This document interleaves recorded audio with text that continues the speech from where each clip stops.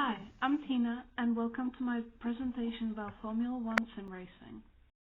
Formula One sim racing is based on the real Formula One racing world, only it's online and an esports version, but it closely mirrors it. The genre is racing, simulation, and sports. F1 sim racing focuses on realistic physics, car handling, tire wear, fuel management, aerodynamics, and race strategy.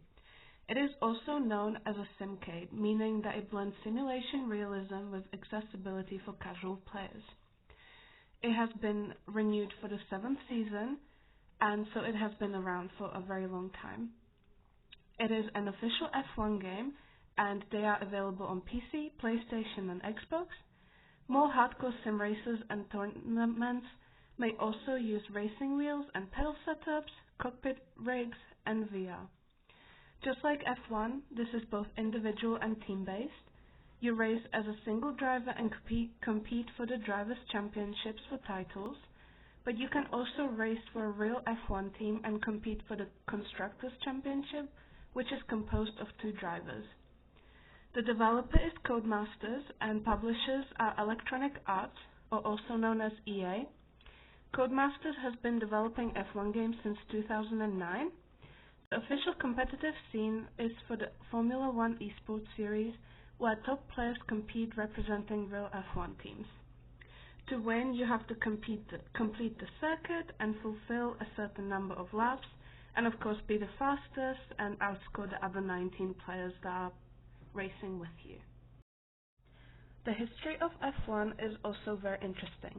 It is based on the real F1 race circuits and allows players to compete on the same tracks as their real-life athletes, maybe even role models.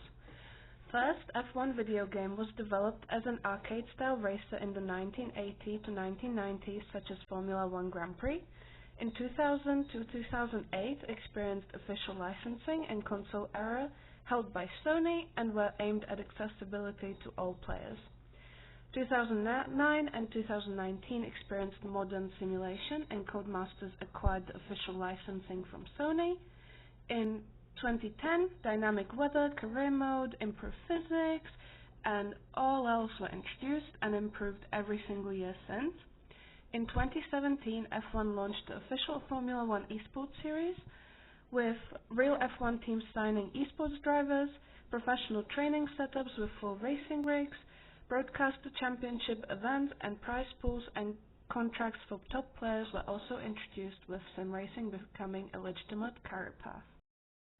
This is what a typical setup looks like for an athlete, for an esports athlete, and this is what the esports series logo looks like. This is what the professional esports series tournament looks like. As you can see, it has amazing atmosphere, and it looks very professional. The prize pool is also very interesting to athletes.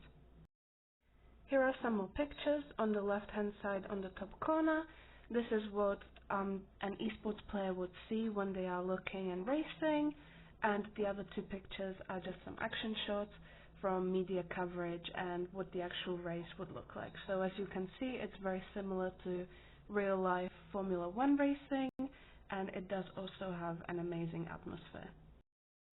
In official games, there are up to 20 drivers participating, and it can be a mix of human and AI drivers. There are 10 official F1 teams, 2 drivers per team, and 20 competitors per event. Global player base includes millions of players, and in 2020 there were around 11.4 million live streams for the F1 Esports series, and globally there are around 827 million total fans, and many more in sim racing. As you can see, these are some of the major tournaments and leagues you can participate in, either as a professional or amateur or semi-professional.